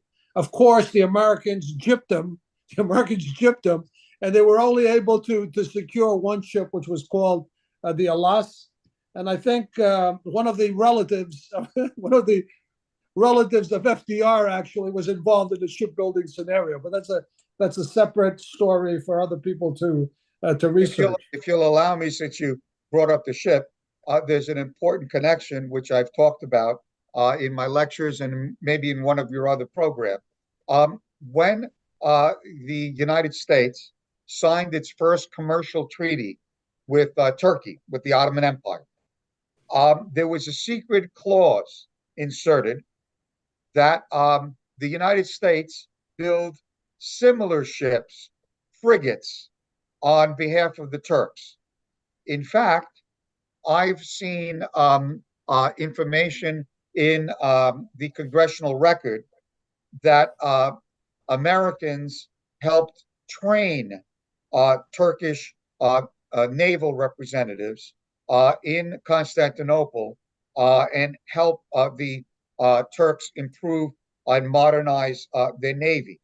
The frigates were not built by the United States. Congress did not approve that secret clause, but it's in the document. I found it many years ago when I was at Columbia. So this is the origin, ladies and gentlemen, of the Turkish, Greek, the American aid to Turkey. It really comes from that period. The Turks were so impressed by the Hellas that they wanted similar ships themselves, and ultimately, they improved their navy. So I just wanted to mention that connection since you brought it up. No, thank you so much. And we're going to open the discussion right now. I'm just going to make one more statement. In spite of what Byron said, America was never going to recognize formally recognize Greece, etc. As a matter of fact, I don't think they had an ambassador there until the 1860s or whatever in Greece. And the reason why they wouldn't recognize them is because of the opium trade that the merchants or the Brahmins of the Boston area would, buy opium, obviously, in Turkey and bring it to China. It became very wealthy, and it had a tremendous influence on the Congress of the time period.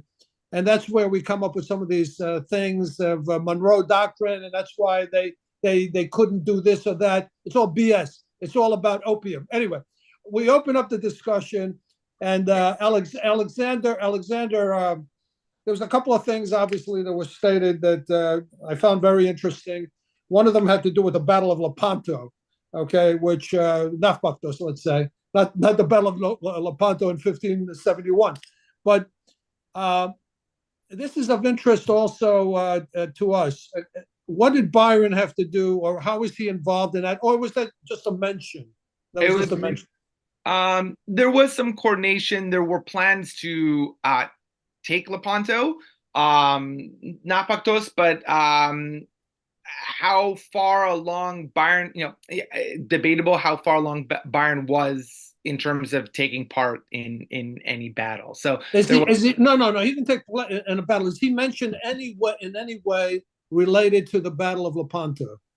Yeah, I mean, he suggests that he was ready and willing to take part in the Battle of Lepanto. I find that fascinating. Yeah. If you can find a source, it'd be very interesting I can tell you a little bit about that.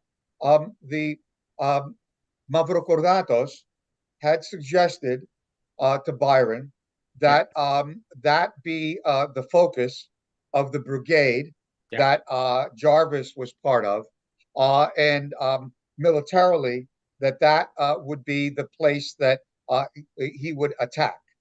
The reason for that, according to Beaton, who's looked at the Greek sources as well, is that that garrison was manned by Albanians, and if you bribed them, they would have surrendered easily. So it was kind of according to Beaton, a easy military objective that would occupy Byron and give him some experience, because of course Byron had no military experience whatsoever, and he didn't get along well with Stanhope, and the whole situation at the time is complex, too complex to go into here in detail. One thing that Professor, I think Grammatikos mentioned, or you brought it up, was something about Byron supporting the Greek Navy. What the primary sources that I was reading mentioned specifically is that he gave some money to some Greek ships that were supposed to defend Missolonghi. And the Greek ships took the money and then they sailed away. And he was incensed that they gypped him. They took the money, didn't defend Missolonghi, and sailed away. But there's a lot of that going on at the time. It's the Greek revolutionary period is incredibly complex with lots of layers. My old professor, I'm sorry to keep bring him up, but I was very fond of him, and he died young. John Petropoulos used to say, when I was his teaching assistant, when he was at Columbia, and he was a specialist on the period, Constantine, don't look at things on the surface. Things are not always the way they seem. You have to look beneath the surface and see what contradictory sources and tell you, and try to develop a critical mass of information. So there are a lot of layers and a lot of different issues going on. One of the things that I want to say is, and it annoys me tremendously, is that we're at the 200-year anniversary of the Greek Revolution. To my knowledge, and the other professors can comment on this, I've tried to follow the literature that is being published for the 200-year anniversary. There is no assessment that I have seen, 50 years after the fact, of the sources dealing with the Greek Revolution. All the sources, foreign, etc.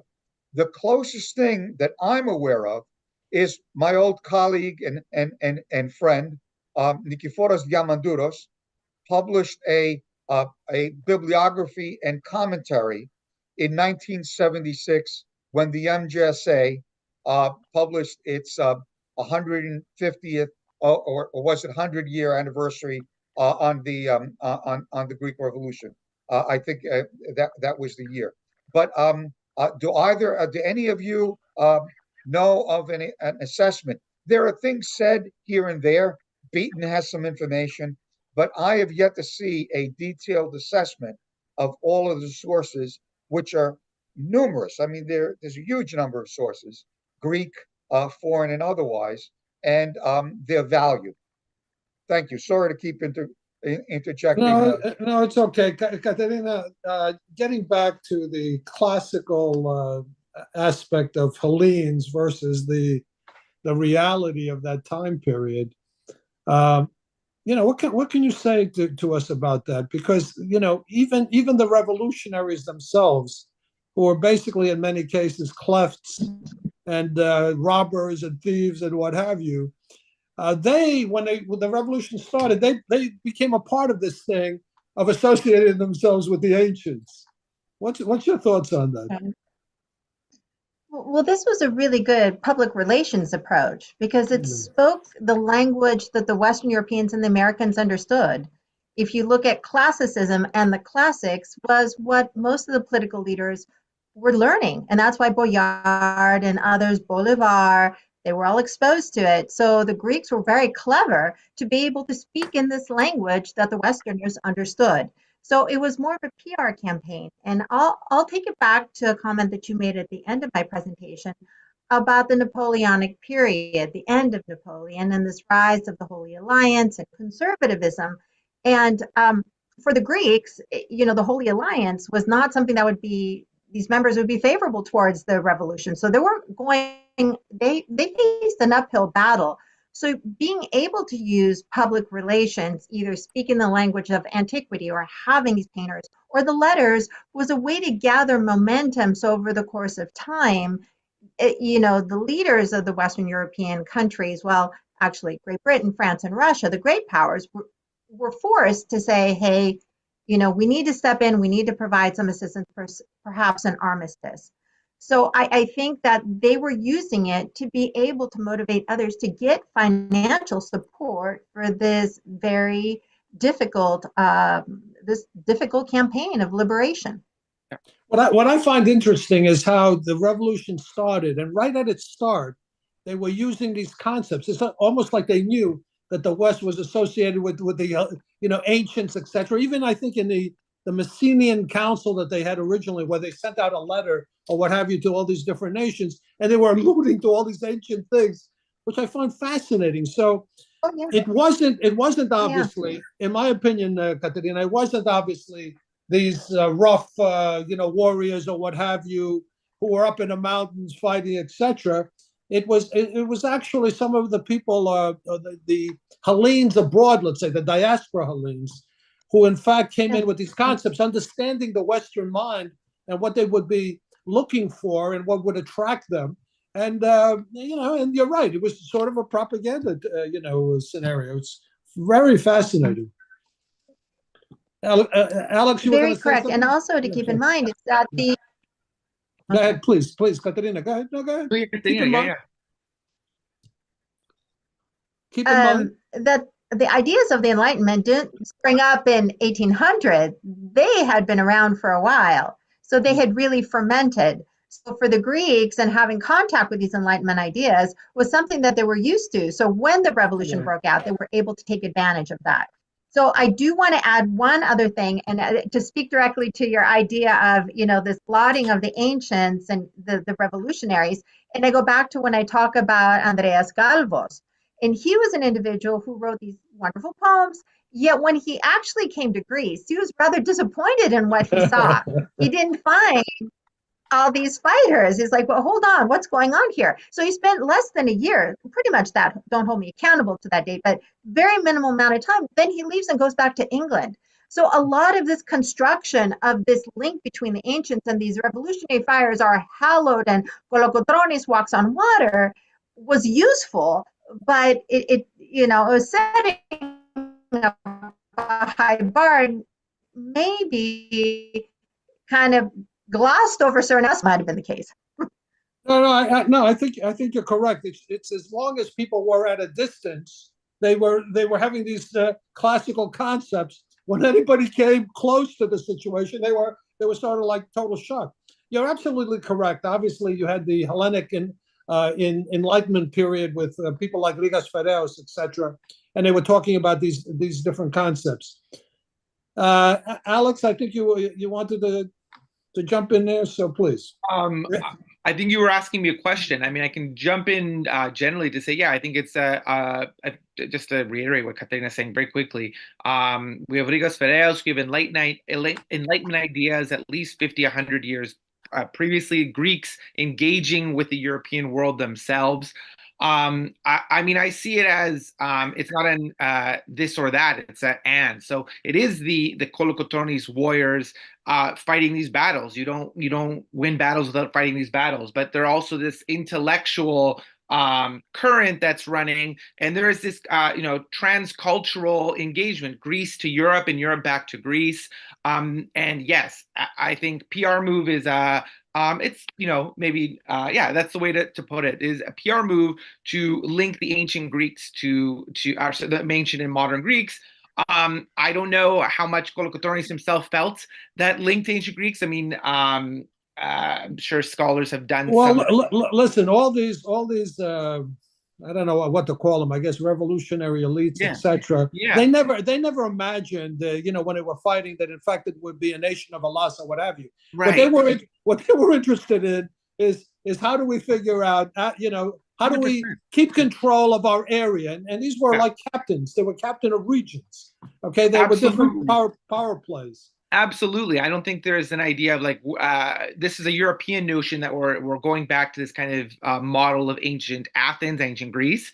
And I think there were certain factions, because there was a kind of regionalism about we're trying to protect our area. It's not this idea of a broader Allahs yet.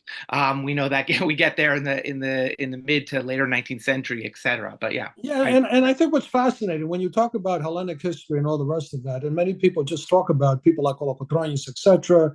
The people of Manya, what have you. But this link with the West, these people of the diaspora who had linkages, etc. People who came in and tried to form our government, like Kapodisthias, for example. These are the people. Without these people, you would not have had a modern state of Allahs. You never would have had, the recognition of the nation, and the final agreement. I want to ask you a question. And that question has to do with what you mentioned before, which had to do with the Greek committee and with the loans, etc. You mentioned the loans, Alex, the loans and the linkage of Byron with the loans. Okay, was Byron actually a part of that linkage with the loans? Because the English were very concerned that Greece would not lose the revolution, because they in fact would lose a tremendous amount of money. Yes. Can you just describe Byron's link with the loans, if you can? I mean, in short, he would be in Greece to manage the funds that were sent over, that he would ensure that they were spent in the proper way, so to speak. Of course, as we've heard by Professor Hatzidimitriou, sometimes Byron made mistakes financially as well, paying the fleet at Mesologi, who then just took off with the money. So, but yeah, there was a sense that Byron would be there as a kind of intermediary to ensure the funds were spent properly. Yeah, but the reality is a lot of the funds were just stolen by different people, as we know. Unfortunately, that is the reality. Nico, jump in here and give us some of your thoughts about some of the things that have been discussed here. Very, very interesting, all of this. Let's think why you have this panel today. The government officially declared this year, 2024, is Byron year, right? So it is an anniversary. Anniversaries have, if they have some meaning, that meaning is if we can learn something to understand the present and vision the future. And let's start with, otherwise it is just an empty shirt. So unfortunately, I see it as another lost opportunity by Greece to create a new form of new Philhellenism movement in a very critical times. One of the characteristics of many Philhellenes or early Philhellenes that came to Greece to fight for, it was the rebirth of ancient Greek ideals, right? So hundreds of thousands of them came with Byron's poems. Byron inspired also, as was mentioned here, American poets and people. But politics is politics. So Greece, unfortunately, still remains a country in waiting. It is a country that will wait to emerge at some point of rebirth. What Byron brings into the poem that we discussed, the Heights of Greece, is still very is a very pressing reality when he asks the question, which is not only rhetorical, but when he says in stanza number 5, and where are they? Where are you, my country? So he questions the role of Greece allies then and now. Along with the 200th anniversary for Byron, this year we have the 50th grim anniversary of the Cyprus invasion. And this is a pressing issue. One of the reasons that Byron is again very contemporary is that we need the allies to keep their promises. Hellenism, including Cyprus, it is the only European country that is still divided. Another issue, it is the threats by Turkey or the diminishing the importance of international treaties like the Lausanne Treaty that it has been questioned, the Air Force violations by Turkey, etc. And we see the role of Europeans and Americans. We know, and it's very good, the support to Ukraine and other wars, but you have to realize what happens to Cyprus 50 years ago. That's why I knew Philhellenism in international scale, it is very important. And coming back to the marbles again, right? Again, this ideal of Veronism or Romanticism that the non-Greeks and the Northern Europeans in particular are the natural inheritance of Greek culture. And it is related to that. We are the only people in Europe, at least, that our history or our culture or national identity was formulated abroad and was imported to us. Still, all the 15 centuries we have in America, either they're Byzantine or modern Greek studies, we still need, we don't need, but they still have this prefix. We are the only country that we have to make the distinguish between the ideal antiquity and values that, you know, they have to be reborn to the Greek. So this separation still exists. So in celebrating or commemorating the 200th anniversary, we have to realize the 2 or 3 things that Byron brings. If Greece can be finally not only in the periphery, but it can be again at the center, to reconnect with our antiquity, to realize our own national identity, and re-examine the role of the foreign factor. And closing with the marbles, since we're going to have an event soon, as you said, unfortunately, Greece or the current prime minister chose to have, his choice was to have a secret or a policy in the shadows instead of using Byron's anniversary as a stepping stone to create this international Philhellenic movement in order to bring the marbles back. Again, it's a pity that maybe it's not too late. Maybe we're close to the 12th hour, but maybe it's still time to create this new Philhellenic movement that Byron can inspire. And Nico, thank you for that, because when you mention lost opportunities, you're absolutely correct. By the way, I remember when we were talking about the 200th anniversary of the Hellenic Revolution, there were more activities and more discussions overseas in the diaspora than there were in Greece itself. It's like unbelievable, and you're absolutely correct. Something like Byron, the 200th anniversary, etc. Again, we're talking about this discussion. There are activities in Greece, etc. But for whatever reason, they cannot articulate properly the linkage of these things with the international community. Okay, with the international community, there's something missing with us to get the message out, including, by the way, the marbles. Okay, in many cases, you find overseas there are more discussions and arguments, etc., about these type of things than there are within Greece itself.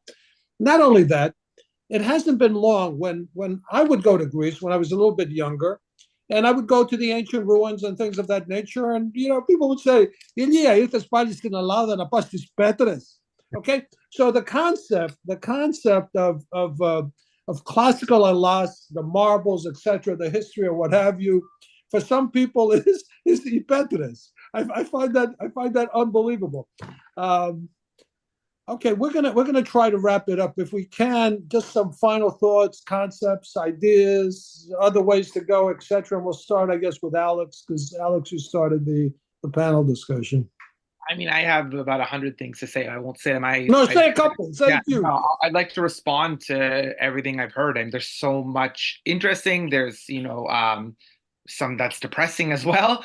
But in terms of, just to pick up on the Petres and the ancient, I don't know. I mean, part of me thinks about, I agree that the Greeks today, a modern Greek nation, hasn't necessarily, as the word leverage the Byronic legacy as well as it could have. I feel there are more events happening diasporically, or there have been lots of events. I was at the British Library of Athens talking about Byron just last month.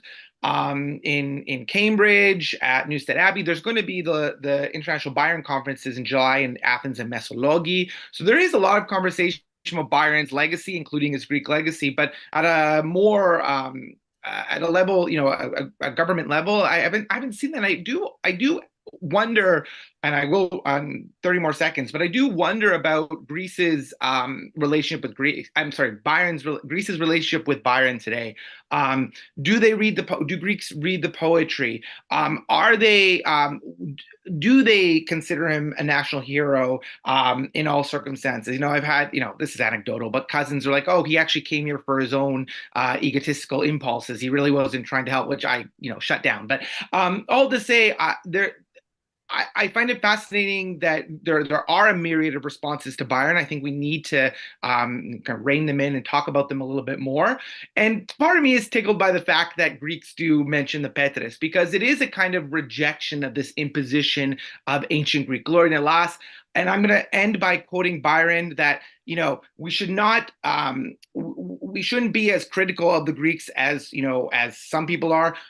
But we don't have to do panegyrics either. He says, let us look at them as they are. And I think that's a beautiful quotation and something to carry forward as we go on with all things Greece. Byron.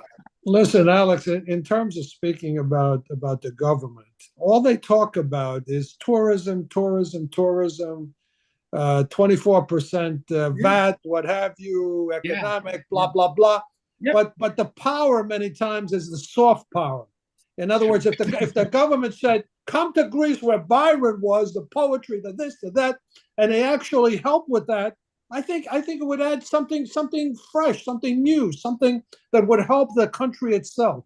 Anyway, let me know who I should consult with, and I'll get the work started. Yeah. Katerina, thank you for bringing up this ancient modern linkage. 1897 and the defeat and all the rest of that. It's so fascinating. Some of the thoughts of what took place today and some of the things you heard and what you said yourself and the dialogue. What are some of the final takeaways in your mind? It seems like the more time passes, the more things stay the same in my mind. And this connection with antiquity, and if you talk about tourism, and I ask my students, whenever they look at a brochure about Greece, it's usually the Acropolis that's first, and it stays the same. The other thing that I think also relatively stays the same is this perception of the foreign involvement, foreign influence, both in a positive and negative way. It's always a double-edged sword. And it was very, very dominant, the great powers, Great Britain, then the United States. But still, to a large extent, we talk about the foreign factor in Greek affairs. So it seems like a lot of things have changed, but not much have either. Speaking about Greece and the Acropolis and all the rest of that, why aren't they bringing out all these other marvelous places to visit with all types of history going back beyond the Acropolis? Okay, for example, the Peloponnesus. You go to Peloponnesus, Olympic Games, this and that, Mycenae, all these different things. There's hundreds of areas that they can be discussing in terms of tourism.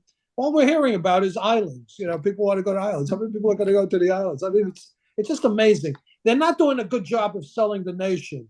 That's just my particular opinion. I think many times in the diaspora we do a better job of promoting Hellenism, but who knows? My philosopher sociology friend, give us some of your wisdom. I love that concept of lost opportunities. Yeah. Your thoughts? My thought it is what Byron said. If I became a poet, that thanks to Greece, and Greece is a small country, but it has two Nobel prizes, both in poetry. So for us, as Greeks or Greeks of the diaspora, we should demand to have more translations of Greek poetry, because this is our tradition. And if you see their speeches upon receiving the Nobel prizes, both Seferis and Elitis, they mention the continuity of language, which brings this issue between antiquity and modernity. And so for 3,000 years, it is an unbroken link.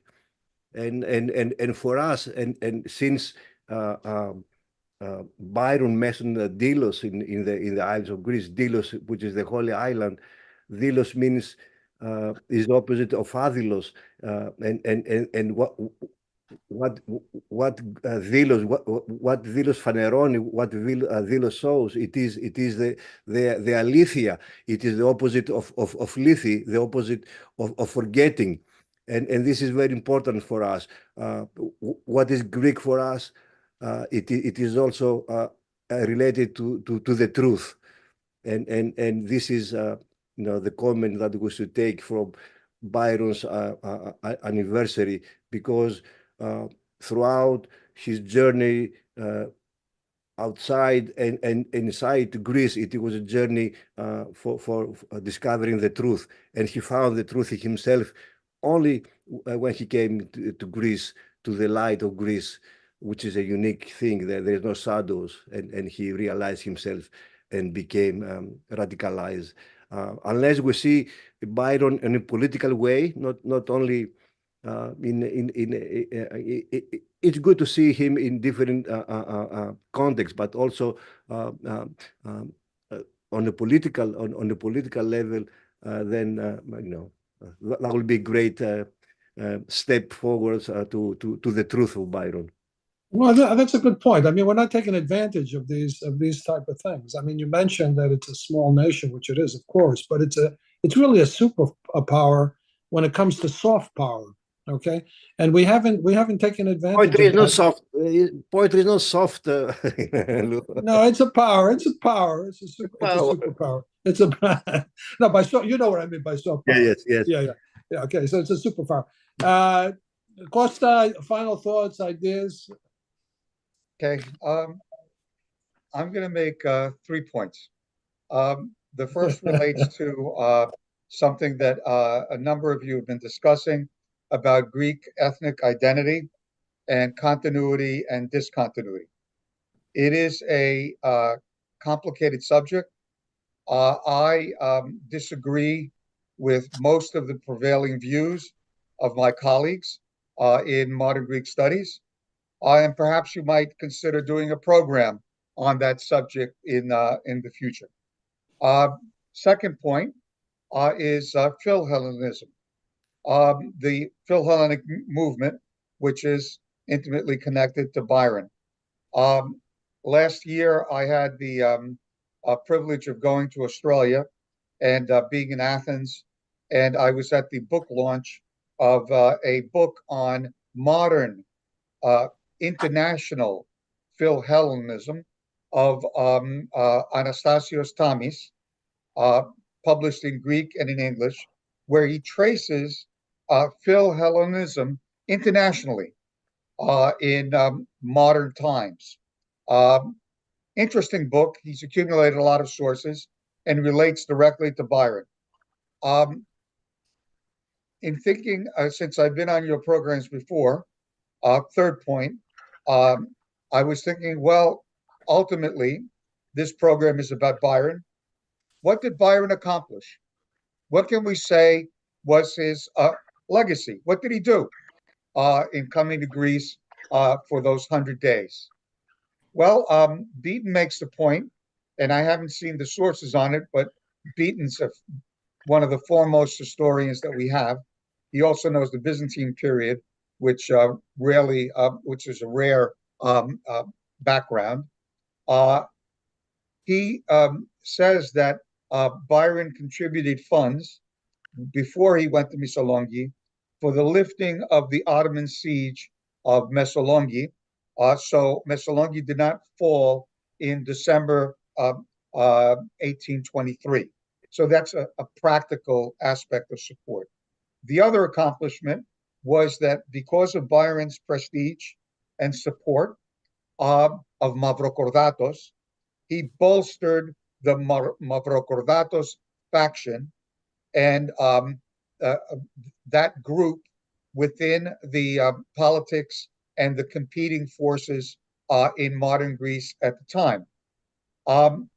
Thirdly, he got the money, the loan.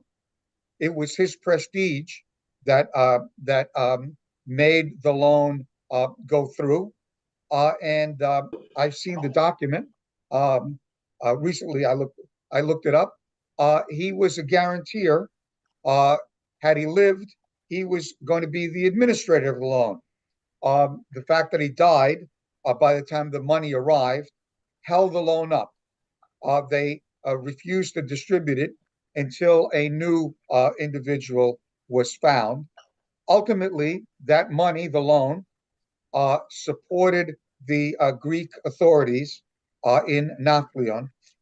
Some of it was squandered, stolen, typically. I mean, I could tell you about what took place with American aid, that the Americans had to call in the U.S. Navy to support and stop Kolokotronis from stealing part of the aid. But in any case, that was a second accomplishment. And then the other one is my own in thinking about it. The fact that he died in Missolonghi made Missolonghi famous. So when Missolonghi fell, the impact around the world and the profile of Missolonghi was much higher than I think it would have been if Byron had not died there. And to this day, it's associated always Missolonghi and Byron. So the heroics of the Greeks, the long siege, and the sacrifices of Missolonghi captured more attention because it was the place where Byron died as well than it might otherwise have. Thank you for your attention and being part of this wonderful program. No. Thank you, all of you. Alex, Katerina, Nico, Costa. This was a fantastic panel, and it was a great conversation that we had with regards to someone who gave it all. At the end of the day, when you think about it, I mean, just the image. What can you give? What's the most you can give? He gave his life. He gave his life for an idea, for a thought, for freedom. And I think that's part of the legacy that he has. And thank you all again for being a part of this discussion with us. And thank you to the audience for listening to us today. As I indicated with Nico earlier, we're going to have our next event is going to be the fourth Hellenic Rembettica Harlem Blues concert. This is where we bring together two cultures that relate to blues, Hellenic blues and Harlem blues, and it should be a great event again.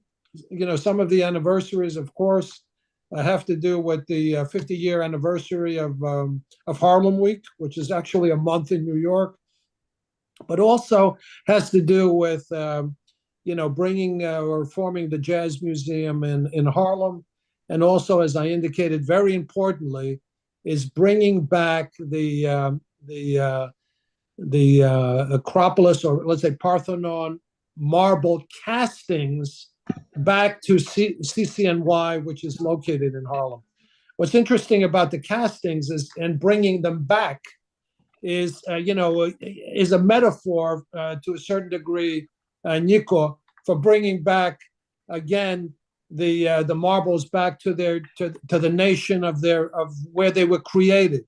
In other words, this was a thievery, okay, of not only physical things, but also cultural destruction, taking away something from another culture. And the other thing is this: there was so much taken away from us. It's all over the world, by the way. We talk about I'm sorry to go off on a tangent, Nico, but we talk about the Parthenon marbles or Acropolis marbles being in the British Museum, but they also have the metopes of the Temple of Apollo of Bassi. Nobody ever talks about that, by the way. And I just saw them last month in London, and they have a beautiful designated spot for them too. It just hurt even more looking at those as well. But what fascinates me is there's one thing that we talk about when the other thing is staring at us in the face. Right there. The other thing is staring us in the face. Down the hall. Okay, and when you think about that one also, is that's the second best preserved ancient monument in Greece. The first one is obviously the Temple of Hephaestus. But again, this conversation will continue because we have to have this conversation. Thank you again for being here, and thank you to the audience. Thank you again. Take care, guys.